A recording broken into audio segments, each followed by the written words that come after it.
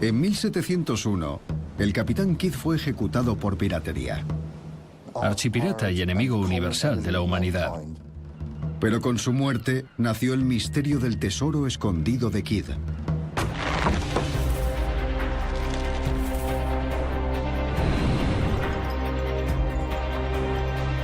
Kidd fue el único que enterró su tesoro. A lo largo de los siglos, muchos aventureros han intentado encontrar su tesoro. Nadie se esforzó más que el inglés Richard Knight. Fue poseído por el fantasma del capitán Kidd. Esta es una historia de épicas travesías navales, riquezas inimaginables perdidas, compartimentos secretos encontrados y mapas del tesoro escondidos donde la X marca el lugar clave. Pistas hacia los millones enterrados. Le pregunté si de verdad lo había encontrado y me respondió que sí. Pero la temeraria expedición de Knight hizo que acabara en una cárcel vietnamita temiendo por su vida. Lo arriesgó todo por encontrar el legendario tesoro del capitán Kidd.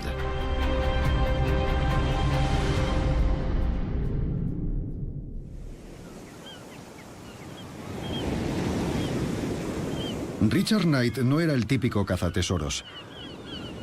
Nació en una tranquila ciudad costera de Inglaterra, pero no estaba destinado a llevar una vida tranquila y convencional. Richard Knight era una figura curiosa que no se parecía a nadie que puedas conocer hoy en día. Podría haber vivido en el siglo XIX, pero no creo que haya nadie como él en el siglo XX y menos ahora.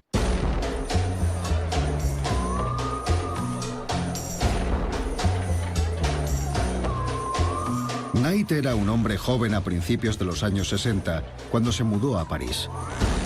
Como vividor que era, disfrutó de la ciudad y de lo que aquellos tiempos cambiantes tenían que ofrecer. Era un aventurero, un buscavidas.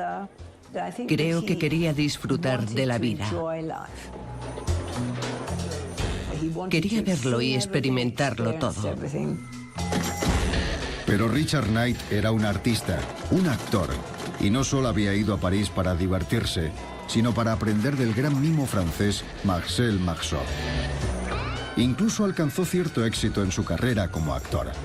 Knight consiguió un papel junto al gran Jacques Tati en su comedia Playtime, interpretando a un borracho. Pero nunca se quedaba mucho tiempo en ningún sitio. Era más feliz con una mochila a la espalda, sin ataduras, hacía lo que quería. En 1978, Knight viajó a Hollywood en un intento de impulsar su carrera de actor. No se imaginó que su vida estaba a punto de dar un giro radical, no gracias a un director de reparto, sino a las acciones realizadas por un hombre 300 años antes, el capitán William Kidd.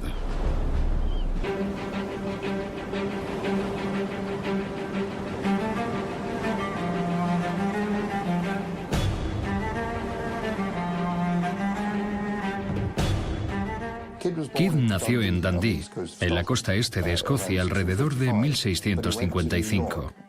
Pero fue en Nueva York donde se hizo marino. Básicamente, empezó a trabajar desde abajo de grumete a capitán de navío. Se convirtió en uno de los capitanes más respetados de las Américas. En un giro inesperado, Knight descubrió que cuando el capitán Kidd zarpó de Londres en febrero de 1696, no lo hizo como pirata, sino todo lo contrario, como cazador de piratas a las órdenes de un consorcio de ricos aristócratas y comerciantes ingleses.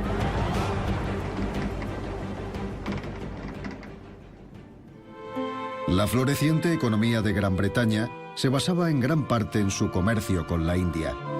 Los barcos de la Compañía Británica de las Indias Orientales habían obtenido pingües beneficios, pero la compañía tenía un problema cada vez mayor: los piratas. El desastre se produjo cuando un pirata inglés, el capitán Avery, se asoció a otros 5 capitanes piratas para atacar el convoy del Imperio Mogol de la India. Consiguieron un descomunal botín de más de $500,000 de monedas de oro y plata. Furioso, el emperador mogol tomó represalias. Su ejército atacó a la compañía y amenazó con poner fin al comercio entre Inglaterra y la India. El gobierno británico encargó al capitán William Kidd que atrapara a los piratas.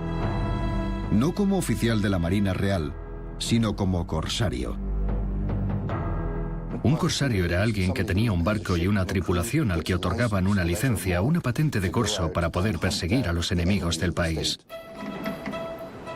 Kidd fue puesto a las órdenes de un poderoso barco de 34 cañones, el Adventure Galley. La crisis era tan grave que la patente de corso que le otorgaba permiso para hacerse con los piratas, sus barcos y sus tesoros estaba firmada por el propio rey Guillermo III.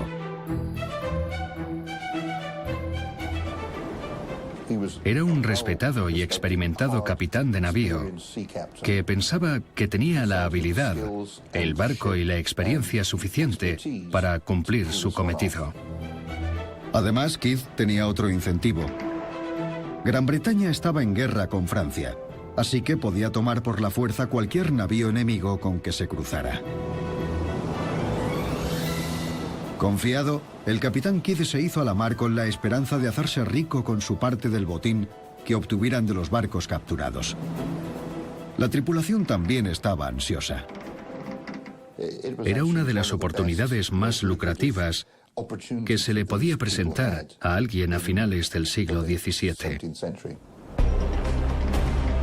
La tripulación no tenía salario. Su recompensa era una parte de cualquier barco o mercancía requisada, un sistema que se llamaba sin botín no hay paga. Por una travesía de 18 meses a bordo del barco del capitán Kidd, cada marino esperaba cobrar entre 500 y 3.500 libras, mientras que el salario de un marino mercante era de 45 libras al año. Un marino medio podía reunir una pequeña fortuna de un buen reparto si el botín era muy lucrativo. La parte de un botín normal sería suficiente para que pudiera montar un negocio, comprar una taberna o una granja, pero era la mejor oportunidad laboral que se le podía presentar a un marino a finales del siglo XVII.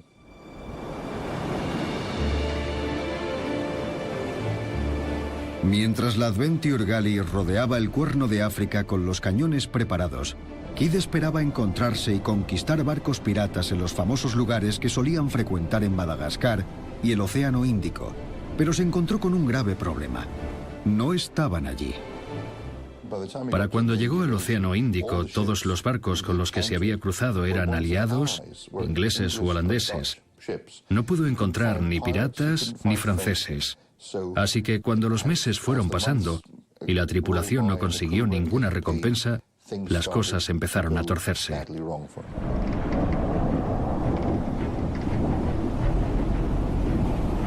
Al término de los 18 meses estipulados no habían abordado ningún barco pirata o francés.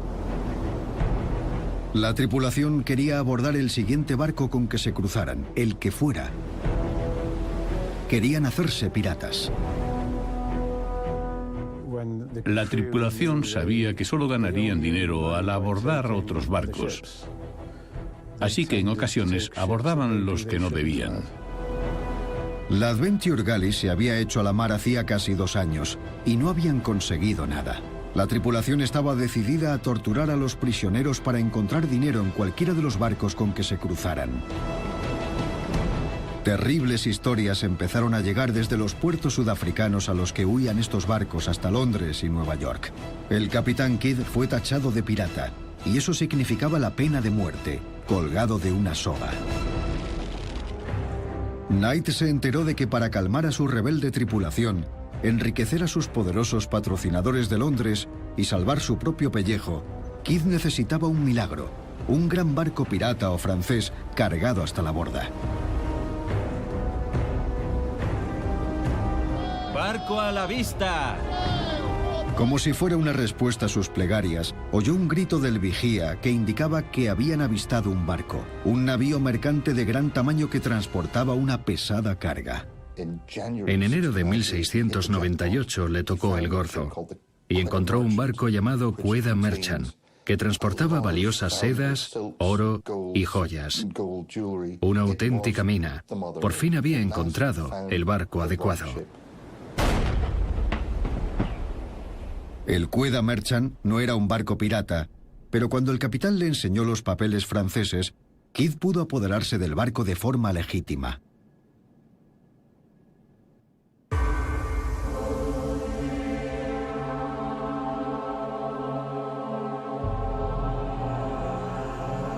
Las riquezas a bordo del Quedagh Merchant están bien documentadas.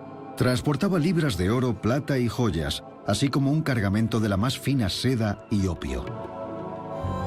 En aquella época valdría 400.000 libras y hoy en día más de 60 millones. La caza del tesoro de Kidd había llegado a su fin. Ahora podía regresar a Nueva York, triunfante, y limpiar su reputación, demostrar que no era un pirata. Pero lo que pareció la salvación de Kidd resultó ser un desastre.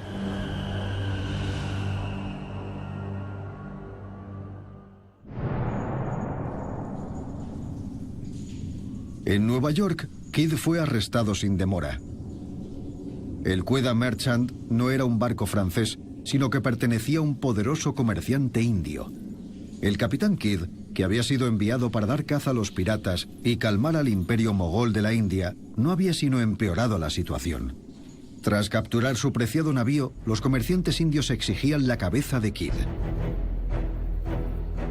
El gobierno británico estaba decidido a pacificar a los todopoderosos comerciantes indios y desesperado por salvaguardar el lucrativo comercio con el lejano oriente. Para comprar su libertad, Kidd les habló de un cofre del tesoro que había enterrado en una isla cercana. Cuando el gobernador de Nueva York, Lord Bellomont, lo desenterró, encontró 14.000 libras de oro y joyas, que hoy valdrían 2 millones. Pero Kidd no consiguió el indulto. El emperador indio quería acabar con Kidd, y el desafortunado capitán fue enviado de vuelta a Inglaterra para enfrentarse a un juicio por pirata y a la soga del verdugo. Aceleraron el proceso porque querían un veredicto, y uno en concreto, que Kidd fuera ahorcado. El 9 de mayo de 1701, el capitán William Kidd fue sentenciado a la horca.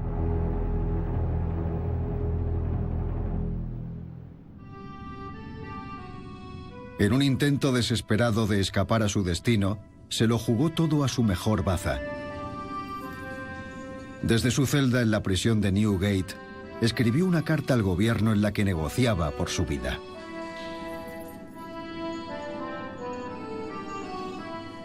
Rezo con humildad que les plazca representar a la honorable Cámara de los Comunes. En mis viajes por las Indias he recopilado objetos y tesoros por valor de 100.000 libras y es mi deseo que el gobierno pueda beneficiarse de ellas. Kidd afirmaba que había escondido otro tesoro mucho más valioso que ahora valdría 15 millones de libras y que si le perdonaban la vida, les llevaría hasta él. Esa fue la chispa que encendería el fuego que ha consumido a muchos cazadores de tesoros desde entonces. Fue con esa carta cuando nació la leyenda del tesoro escondido del capitán Kidd. Estaba tan seguro del botín que había reunido que dejó claro que deberían colgarlo si no cumplía con su palabra. Si fracaso en mi empeño, no pediré más merced que ser ejecutado en cumplimiento de mi sentencia. Su desafortunado y humilde servidor, William Kidd. Sin embargo, el gobierno perdería una suma mucho mayor a 15 millones de libras en acuerdos comerciales con la India, y no mordió el anzuelo.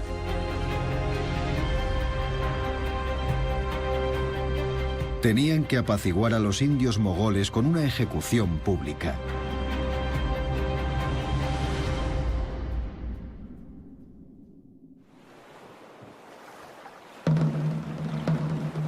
Siguiendo las órdenes del almirantazgo, el capitán Kidd fue llevado a orillas del Támesis en Wapping, Londres, para ser colgado entre las marcas de la marea alta y la baja.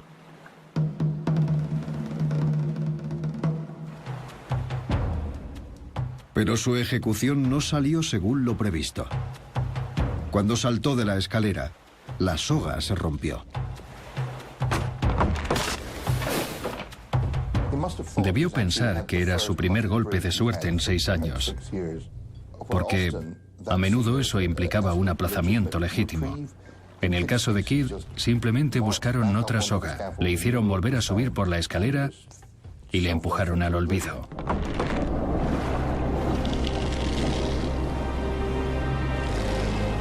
Sin embargo, el almirantazgo consideraba que ahorcar a los piratas no era lo suficientemente disuasorio. El cadáver de Kidd fue encadenado a un poste del Támesis hasta que pasaran 3 mareas. El cuerpo, pintado con brea, estuvo 2 años colgado en una horca del estuario del Támesis como advertencia para que los marinos que lo vieran no se hicieran piratas.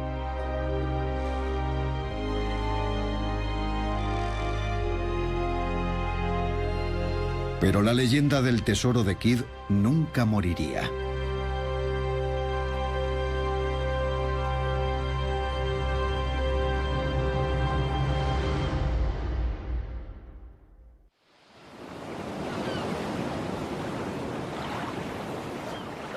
Casi 300 años después, en Santa Mónica, al sur de la costa de California, Richard Knight se había obsesionado con la historia del misterioso tesoro enterrado de Kidd y estaba decidido a encontrarlo.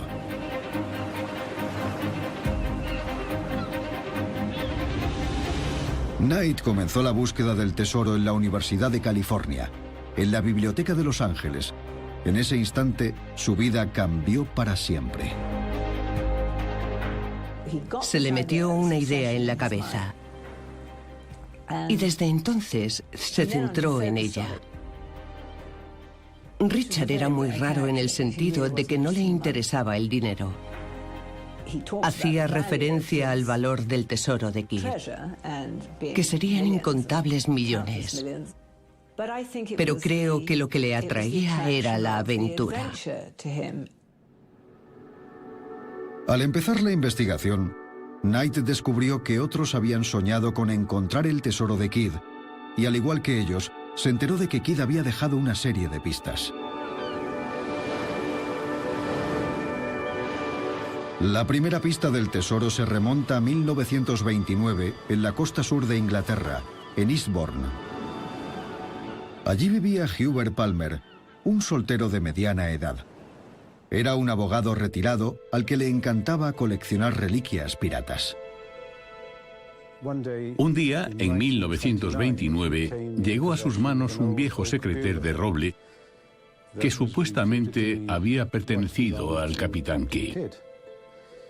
Tenía una placa de latón clavada en la que ponía William Kidd, Adventure Galley, 1696. Un día, mientras escribía, Palmer debió apoyarse con más fuerza de lo normal en el secreter y uno de los rieles se rompió. Cuando Palmer lo examinó, vio que en un extremo, hecha con cera, había impresa una pequeña ancla. Supuso que debía haber algo en el interior, así que, con mucho cuidado, cogió la impresión de cera del extremo y dentro encontró un tubo de latón. Knight descubrió que lo que Palmer había encontrado envuelto en el tubo de latón era un pergamino, un mapa del tesoro.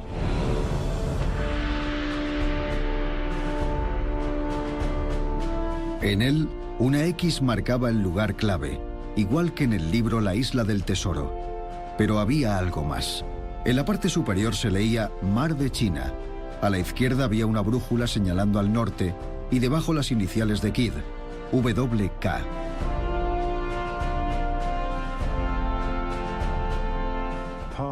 Palmer sospechó de inmediato que podía tratarse del escondite del tesoro de Kidd.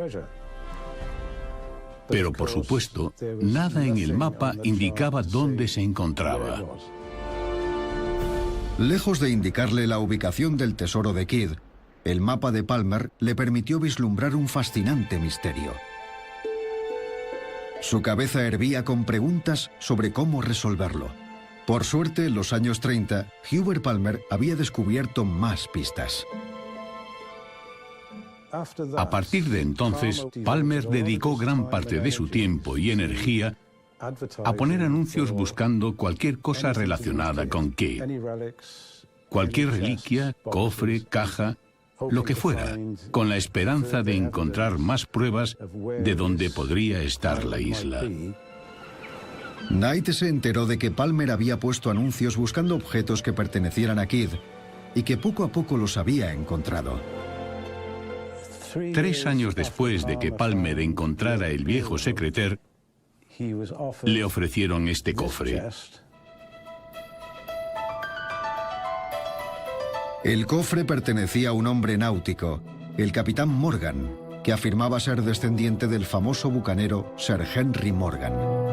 Otro de sus ancestros amigos de lo ajeno había sido carcelero en la prisión de Newgate, y cuando Kidd fue ahorcado, se llevó el cofre. Se pueden ver grabados en una placa de latón en la tapa una calavera y 2 tibias cruzadas, así como la letra K. Al abrir el cofre, se asombró al ver que en el interior, bajo un falso fondo, había una calavera sobre una Biblia de yeso. Se cree que la calavera era usada para que la tripulación jurara su lealtad al capitán o a la corona. Ponían la mano sobre la calavera que estaba sobre la Biblia.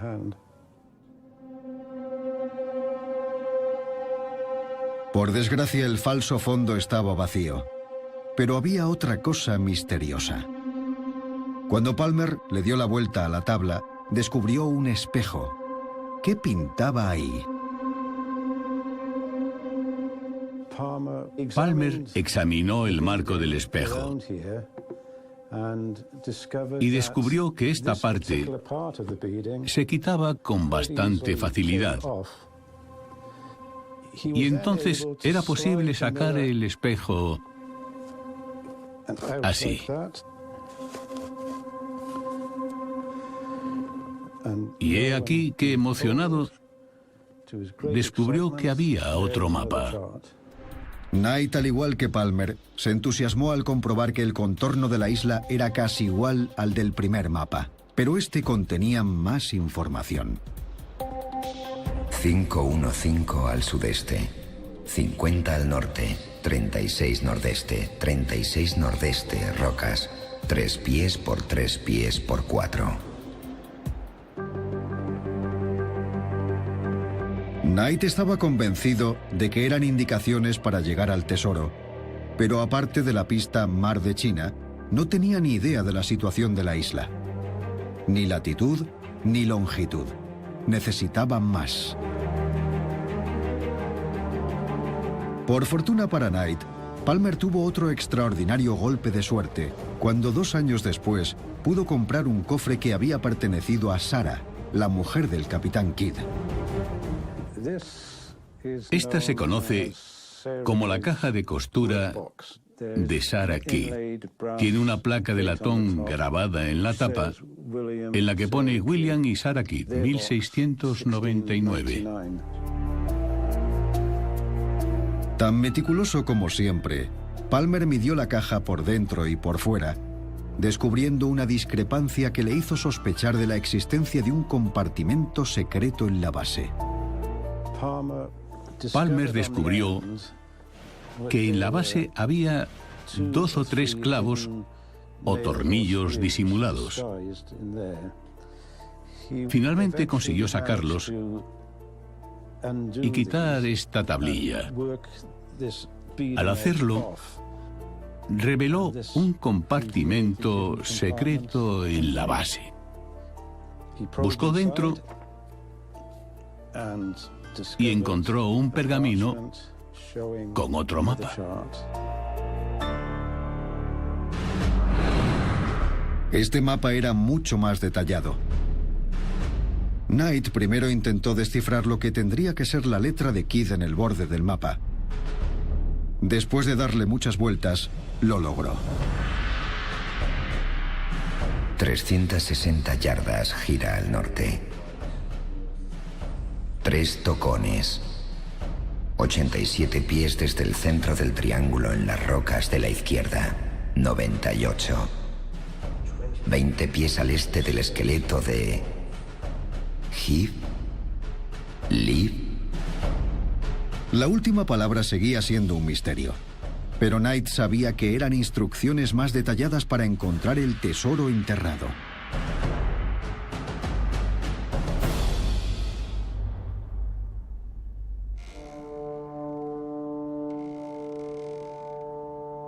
lo que es más importante, en él aparecía la latitud y la longitud. Knight tenía lo que necesitaba, una manera de localizar la isla. Pero había un problema. La longitud no se entendía bien.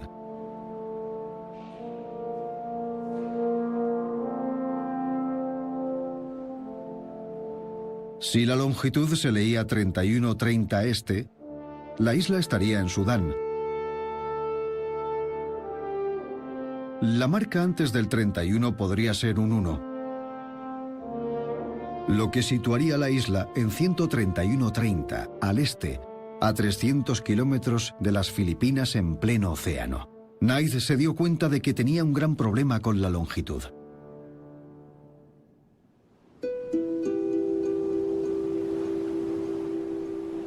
En los mapas modernos que Knight estaba utilizando, el meridiano cero internacional pasa por el Observatorio Real de Greenwich, Londres. Pero entonces se dio cuenta de que en la época del Capitán Kidd había otros meridianos cero. Los franceses usaban el de París, los españoles el de Cádiz. El Teide, en Tenerife, también era popular entre los marineros. La longitud de la isla del Tesoro dependería de qué meridiano hubiera usado Kidd. Knight probó con diferentes longitudes. La primera, 31:30 este, situaba la isla en Nigeria, lo cual no tenía sentido. Pero la segunda longitud, 131:30 este, situaba la isla en algún lugar entre Birmania y las Islas Filipinas, al sur del Mar de China. Eso tenía más sentido. El Mar de China aparecía mencionado en los mapas del tesoro de Kidd. Poco a poco empezó a pensar que había resuelto el misterio que se había resistido al resto. Knight consultó un mapa tras otro, examinando miles de islas en busca de una que coincidiera con los viejos pergaminos. Por fin, en el mapa hidrográfico del almirantazgo francés número 3686 de 1879, la encontró. Hontrelón. Tenía la forma, la orientación y el nombre adecuados. En inglés, Hontrelón era llamada la Gran Isla Pirata. Pero estaba en el peor sitio imaginable. Hontrelón estaba en las aguas territoriales de un país que tras una larga y amarga guerra con Estados Unidos se mostraba muy hostil ante los occidentales, el Vietnam comunista. La caza de tesoros a nivel internacional es muy costosa. Knight, con la intención de financiar su expedición a la isla del tesoro secreto de Kidd, se dirigió a Sydney, Australia. Poco a poco, Richard Knight consiguió atraer a un pequeño grupo para que invirtiera en sus sueños de tesoros. Pero su encanto nunca convencería al gobierno vietnamita para buscar tesoros en sus tierras. Necesitaba una tapadera. Para explicar la necesidad de un detector de metales y levantar sospechas, Knight y sus patrocinadores decidieron pedir un permiso oficial para buscar minerales. Enviaron una carta desde la empresa geológica y minera del Pacífico australiano que terminaba por solicitarlo, pero no recibieron ninguna respuesta de los vietnamitas. El clima político de la Guerra Fría no dejaba a Richard Knight ningún medio legítimo para llegar a Hontrelón. Poco a poco, sus patrocinadores le abandonaron. Le dejaron a su suerte. Todos sus inversores le abandonaron. Pero en lugar de pensar, bueno, no lo haré hasta que pueda organizarlo en condiciones, pensó, ¿qué demonios? Lo haré yo mismo.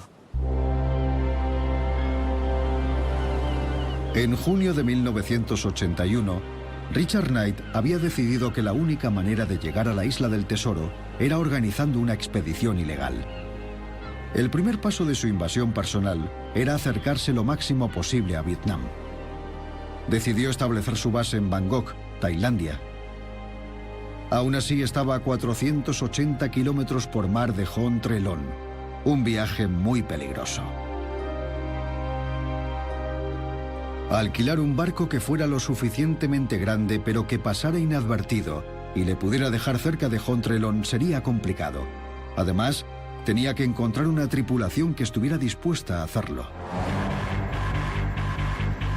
Entonces, Knight siguió el ejemplo del Capitán Kidd, ofreciendo una parte del tesoro, pero aún así no encontraba a nadie que se prestara voluntario para un viaje tan arriesgado.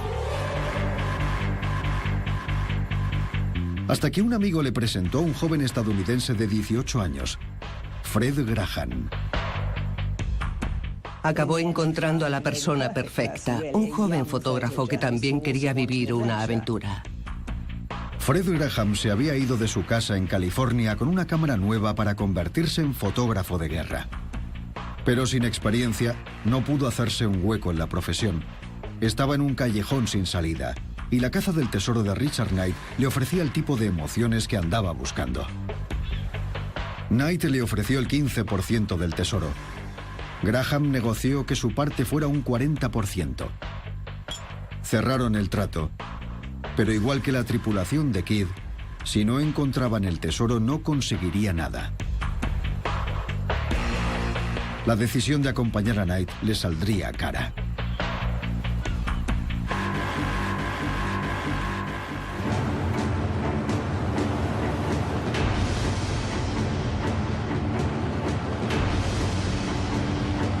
Dos días después, a finales de mayo de 1983, Knight y Graham zarparon animados rumbo al Golfo de Tailandia. Knight había convencido a una tripulación local de que les llevara a su extraño destino, y así comenzó la aventura para desenterrar el legendario tesoro del Capitán Kidd. Tardaron varios días con sus noches en llegar a la isla que Knight había encontrado en los viejos mapas, pero parecía que la fortuna les sonreía. El Golfo era un lugar frecuentado por los verdaderos piratas del siglo XX. Knight y Graham iban bien equipados para buscar tesoros, con un detector de metales y material de excavación, pero no para evitar abordajes. Lograron pasar sin ningún incidente. Después de varios días en alta mar, Knight y Graham arribaron a su isla del tesoro. El descabellado plan de Knight parecía estar saliendo bastante bien. En la isla reinaba la calma, y Knight decidió esperar a que amaneciera para buscar el legendario tesoro del Capitán Kidd. Al fin y al cabo, llevaba esperándoles casi 300 años. Podría esperar una noche más.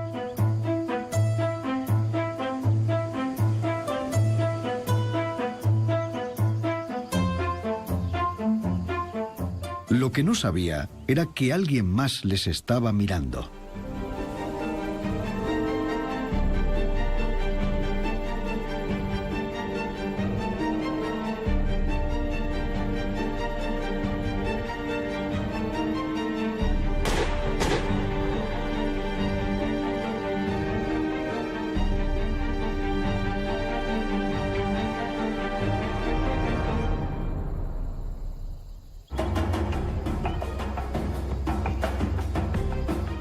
Los vietnamitas tenían un sinfín de preguntas para Richard Knight. ¿Quién era? ¿De dónde era? ¿Para qué era todo ese equipo? Recibían cualquier respuesta relacionada con la búsqueda del tesoro con incredulidad. Estaban convencidos de que era un espía estadounidense que trabajaba para la imperialista CIA. Si Knight no era capaz de echar por tierra la teoría del espionaje, se enfrentaría a un destino similar al del Capitán Kidd: la ejecución. El Capitán Kidd por lo menos tenía un tesoro con el que negociar. Knight no tenía nada. En más de una ocasión, cuando los militares le sacaron de su celda, Knight creyó que le iban a disparar.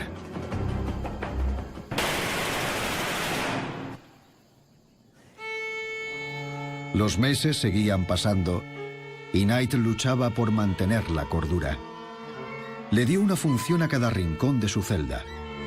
Uno para mirar al futuro y otro para mirar al pasado. Uno para rezar y otro para la comedia. Pero después de 4 meses sin contacto alguno por parte de los gobiernos británico y estadounidense, parecía que no saldría de allí con vida. no era consciente de que le quedaba una débil esperanza.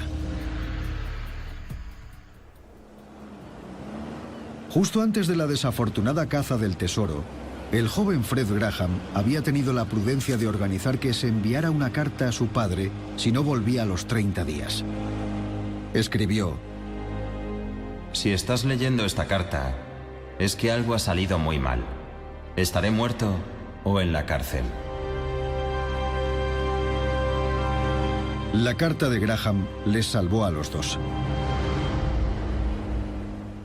Al saber que Knight y Graham habían ido a Vietnam, tanto la embajada británica como la estadounidense iniciaron sendas investigaciones. Richard Luce, que era el secretario de Estado de Asuntos Exteriores y el diputado de la localidad de la familia de Knight, escribió a su madre: Le aseguro que la embajada continuará presionando a los vietnamitas para averiguar dónde retienen a su hijo.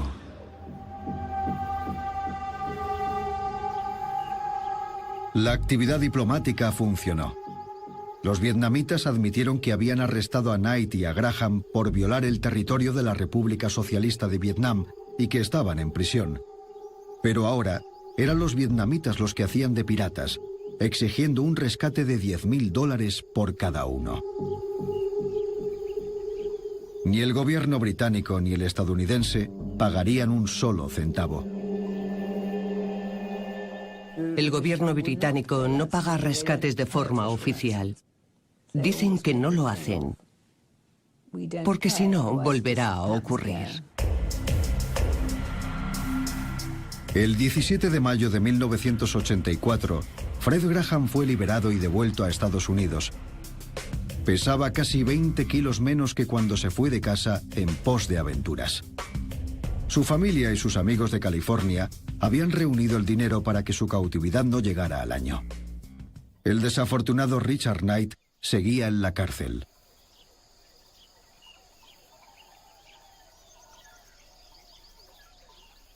El vicecónsul británico de Hanoi escribió a Knight: Sé que la partida de Frederick Graham debe haberte dejado deprimido, pero te aseguro que tu madre y amigos se están esforzando por recaudar el dinero para pagar la multa.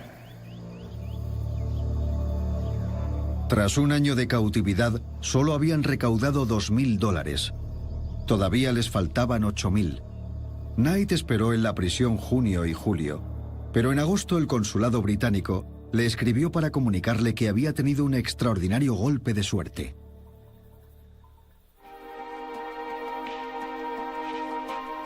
Una contribución especialmente generosa de un ciudadano británico afincado en California ha permitido que podamos liquidar el importe de la multa. A principios de agosto de 1984, Richard Knight recibió el mayor tesoro de todos.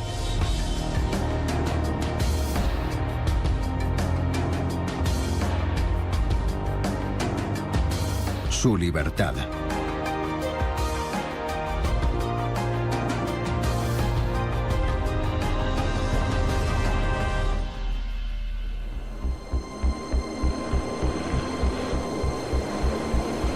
En los años siguientes, la sed de aventuras de Fred Graham permaneció insaciable. Logró ganarse la vida como fotógrafo e irónicamente trabajó para la CIA durante el conflicto en El Salvador. Ahora se dedica a escribir thrillers políticos. Pero Richard Knight nunca dejó de buscar el tesoro. No pareció haberse arrepentido de lo que hizo, o al menos de haberlo hecho de una manera tan disparatada. Nunca abandonó su sueño, y eso lo sé porque la última vez que me despedí de él se marchaba a China para buscar un patrocinador que le ayudara a retomar la búsqueda del tesoro. A Knight se le acabó el dinero y la suerte en China, por lo que llamó a un extraño para pedirle ayuda, a otro cazatesoros, George Edmunds. ¿Qué iba a hacer? Necesitaba dinero para salir. Así que accedí a enviarle algo de dinero si él me contaba toda la historia. Le pregunté si de verdad lo había encontrado y me respondió que sí. Edmunds nunca volvió a ver a Knight ni a su dinero.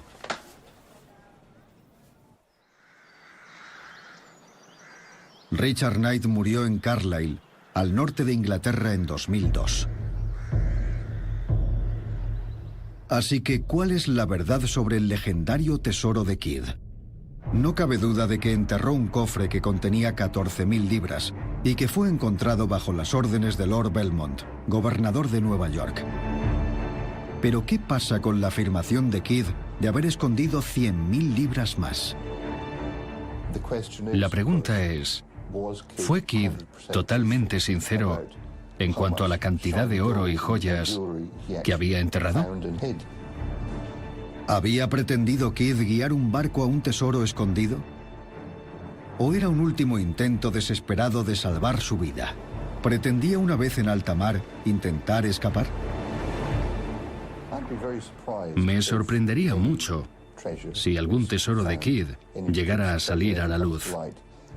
Creo que Lord Belmont consiguió hacerse con todo el botín. Pero parece que nada desanimará a un dedicado cazatesoros. George Edmunds cree que todavía hay un atisbo de esperanza. Cree que ha descifrado los mapas del tesoro de Kidd. Los mapas sí llevan a un tesoro que no tiene nada que ver con Kidd. Edmunds cree que ha localizado una nueva isla del tesoro a la que jamás han llegado otros cazatesoros. Al igual que Richard Knight y que cualquier cazatesoro serio, George Edmunds se guarda sus cartas en la manga mientras busca patrocinadores para su expedición. No puedo desvelaros dónde se encuentra la isla porque es el resultado de 8 años de investigación exhaustiva. Todo está ahí. La solución a las pistas de los mapas y la situación de la otra isla, qué contiene el tesoro y dónde está. Parece que los sueños de tesoros enterrados nunca mueren.